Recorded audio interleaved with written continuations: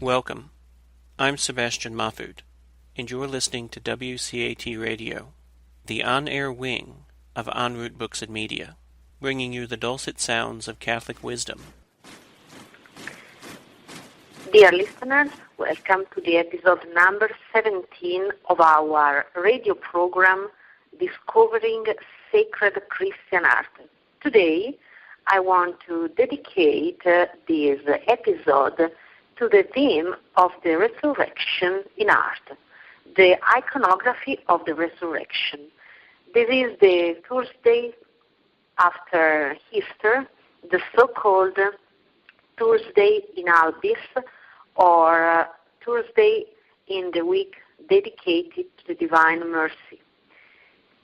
I want to focus our dialogue today on the theme of the resurrection after what we said in the episode number 16 about the crucifixion in art, the iconography of the crucifixion. And I can say that I would like to start with some notable images representing the resurrection. But first of all, remember that we have two traditions in sacred art. The tradition of the Eastern Church and the tradition of the Western Church. For what concerns the Eastern Church, we have several icons, Eastern icons, especially then Russian icons, representing the theme of the resurrection. For what concerns the Western Church, we have, for example, and if you are in front of a computer or in front of your tablet, your smartphone, you can search for these images while I'm listing them. For example, one of the most important representations of the resurrection is the famous Resurrection by the Italian painter Piero della Francesca. It was made in the 15th century, but we have also the Resurrection of Raphael, composed between the end of the 15th century and the beginning of the 16th century. We have the famous Resurrection by another famous Italian painter, Andrea Mantegna, and it belongs to the mid-15th century again. We have many other representations of the resurrection. But please follow me in this short description of the models for the resurrection of Christ. We have a symbolism related to the resurrection. And you may know that the earliest Christian images use symbols such as the one at right to and the one related to the resurrection, and for what concerns the other cross at the right with another cross in the left of the thieves, to express the intimate connection between the theme of the crucifixion and the theme of the resurrection. We can see in many representations, in many pictures, that the symbol of the key row within the wreath represents the crucified Christ, while the wreath and birth represent his victory over the death. This is a sort of model, a base for the representation of the resurrection. Orthodox churches handle the resurrection by showing Christ coming to hell and rescuing the patriarchs and the prophets. Images of this kind and we are speaking about the Eastern tradition, are called the so-called anastasis. Anastasis in Greek, which is the same name we use for the resurrection. Anastasis in Old Greek, resurrection in Latin. For a further study of the resurrection, we can, and I hope to be able to dedicate an entire episode to the theme of the resurrection for what concerns the Eastern Church related to the course I'm teaching online for the Holy Apostles College and Seminary dedicated to Christian iconography. We can see that there is also a development for what concerns the model and the structure of the representation of the resurrection in Eastern Church. For what concerns the Western tradition, but also the Eastern tradition, we have the presence in many representations of the three women at the tomb. This type of representation goes back to at least the 6th century and is based on the Synoptic Gospels account of the women who first arrived at the tomb. The tomb had been hewed out in a rock, and as we know, it was donated by Joseph of Arimathea, who had rolled a stone to the door, as Mark said in chapter 15, verse 46. But when the women arrived, the stone had been rolled away, and they were told that Jesus had risen. The names and the number of the women we know vary from one gospel to the next, but most artists have chosen to follow the Gospel of Mark, who says there were 3 women. As in Mark, also in Luke, they always carry spice jars to anoint the body of Christ. And, for example, one historiated capital from the late 12th century, so we are in the late Middle Ages in Catalonia, even adds a scene, a particular scene in which the women buy the spices from a man in a shop. This is a very particular example. This sculpture may have been influenced by a similar scene in the so-called Easter verses of the 3 Marias, a Catalan play from the early 12th century. In the Gospel of Matthew, the good news is announced to the women by a young man sitting outside on the stone. But in the Gospel of Mark, the man is inside, sitting on the right. We have many examples of these different representations. It is the artist that choose the model. To make another example, in the Gospel of Matthew, Jesus greets the women while they are running from the tomb to inform the disciples. They embrace his feet and they adore him. This is pictured, this particular scene, in a 6th century manuscript and also on a 4th century sarcophagus, so-called sarcophagus of Iona, which represent a great meditation on this particular topic of the resurrection.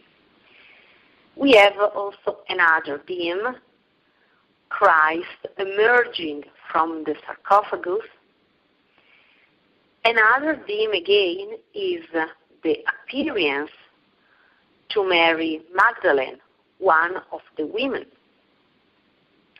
Another theme is the presence in Emmaus, and we will see it in the next days. For what concerns this particular representation of Christ emerging from the sarcophagus, we can say that many images show Christ emergent from the sarcophagus without the soldiers, or even without the sarcophagus sometimes. When the soldiers are included in a representation of this particular moment, typically one will be reacting in fear to what he sees, while the others lie around the sarcophagus with their eyes closed. To make an example, please see the famous resurrection of Piero della Francesca, but also the recent representation made by the video artist, Bill Viola. They both follow, of course, Piero della Francesca in the 15th century and Bill Viola in these years. They follow this kind of representation. And this corresponds to Matthew chapter 28, verse 4. And for fear of him, the guards were struck with terror and became as dead men. For what concerns the appearance to Mary Magdalene, in John's Gospel, Jesus appears first to Mary Magdalene. At first, she thinks he's a gardener, but then she recognizes him and says, Rabboni, that is, Master. He replies, don't touch me. Noli me tangere. Don't touch me, for I am not yet ascended to my Father. The images that express the Rabboni moment by showing Mary kneeling, as we can say in some representations I have in my mind, the Italian tradition of this kind of representation of this being, are related to this particular scene, and to represent the so-called don't touch me, the noli me tangere, famous, don't touch me, Jesus' gesture is with his right hand while Mary touches or nearly touches his garment. It's a particular representation. The Latin for don't touch me, noli me tangere, is conventionally used as the name for this iconographic type. So the sentence from the Latin version of the Gospel became the name of this iconographic type for the representation of this kind of theme representing the resurrection. The Gospels tell of 5 apparitions by Christ on this day.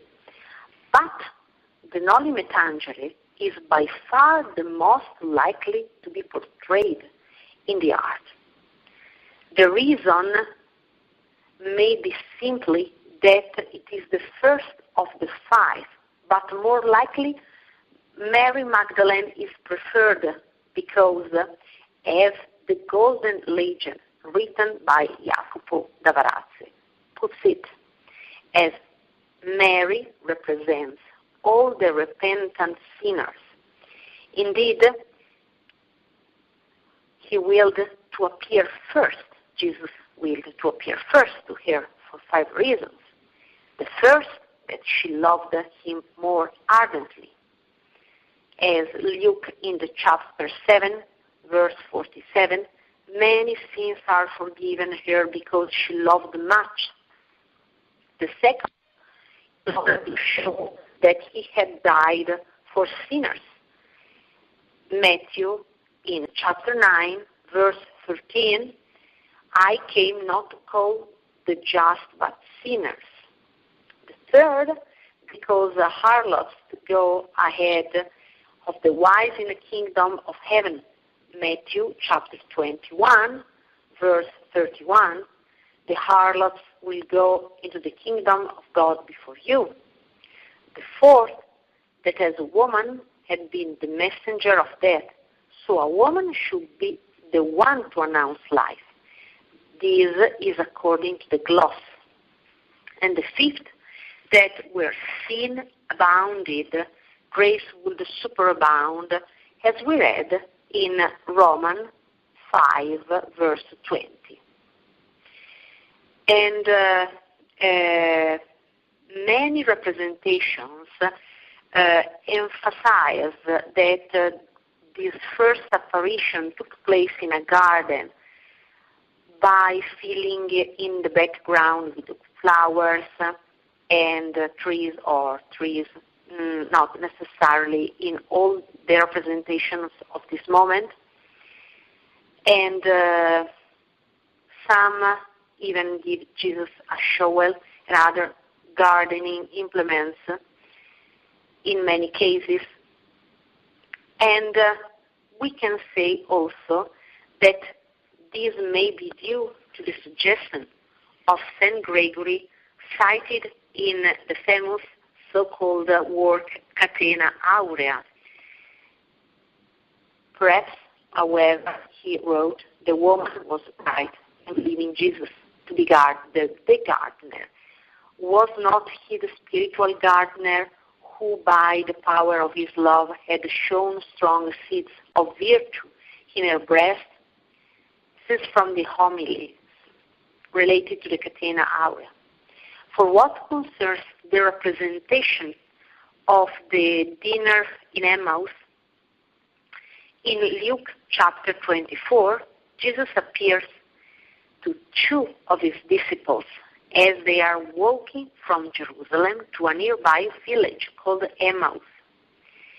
And for what concerns the theme of the dinner in Emmaus, we have several representations because it is related to the resurrection, but I can say that it is a theme of the resurrection. It deserves a discourse apart.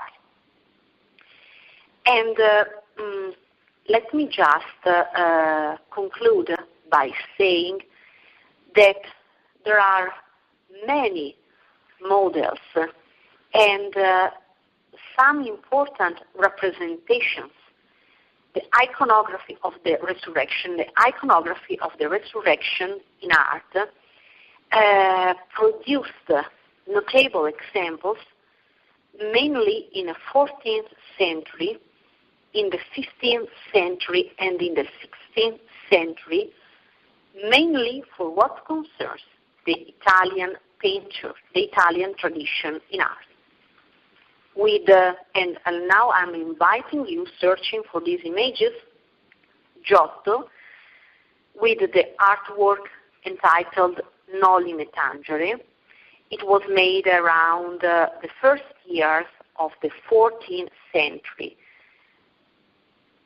Then the resurrection by the painter Lorenzo Ghiberti, made in the first years of the 15th century, and now in the north door of the baptistry of St. John in Florence. Then we have the famous resurrection I told you about by Piero della Francesca of the middle 15th century, now in the National Museum in San Sepolcro. We have another famous resurrection of Jacopo Pontormo of the 16th century, a fresco in the so-called Certosa del Galluzzo in Florence. We have the famous resurrection, not in Italy, by Matthias Grünewald in the Dome of Isenheim, and it was made in the 20s of the 16th century. And we have the resurrection in the church of the Saints Nazarene Celso in Brescia, North Italy, and it was made by another Italian painter in the 16th century, and I can indicate to you also an anastasis attributed to Eastern painter Theophanis Strelitsas, now in the monastery of Stavronikita in the Mount Athos, the anastasis icon. And we have many examples of anastasis icons. And we have the famous Cena in Emmaus by the Caravaggio, realized in 1602, so the early years of the 17th century, by the Italian artist Caravaggio, and another episode related to the resurrection, the incredulity of St. Thomas the Apostle, by Caravaggio too. My dear listeners, I hope that you enjoyed this path, this discourse dedicated to the representation in art of the theme of the resurrection. We will dedicate other episodes to particular examples, to particular theme related to this field of representation of the resurrection.